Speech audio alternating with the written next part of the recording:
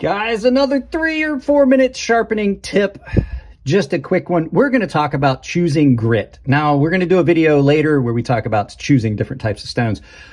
But there's a couple things at play when you choose your grit. This is typically where I stop on a lot of my knives. 600 grit if I'm using a diamond. On this one, 650.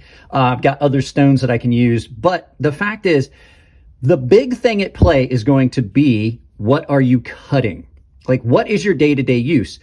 I typically am cutting cardboard or line or rope and things like that. So on this, I typically stop on an S35VN at about 400 grit, even finer than this, because I like a very toothy edge on this particular knife. And the other thing at play is S35VN has a tendency to not, yes, I did knock the tip off my Sabenza.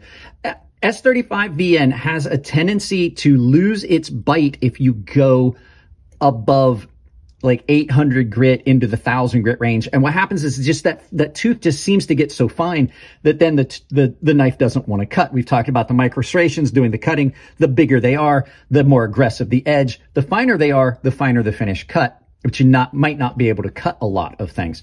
So depending on the steel, some steels do really, really well, like 14C28N, which does really good at a lot of different grits. Like this one, like this knife, a 14C28N. I would have no problem with this, taking this up and putting a more attractive mirror polish on it.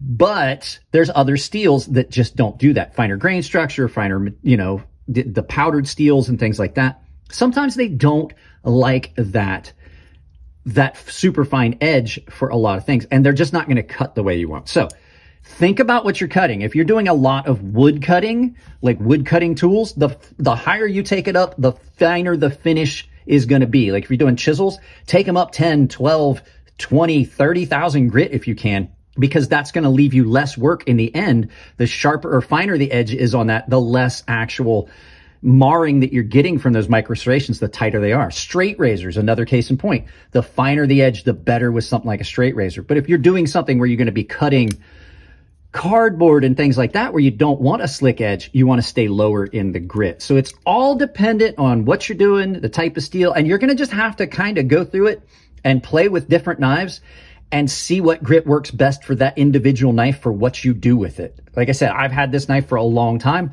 I know exactly what edge grit I want on this so that I get the cut I want. Kitchen knives, I typically take up a lot finer, like about 5,000 to 6,000 grit, depending on what I'm cutting. So there you go.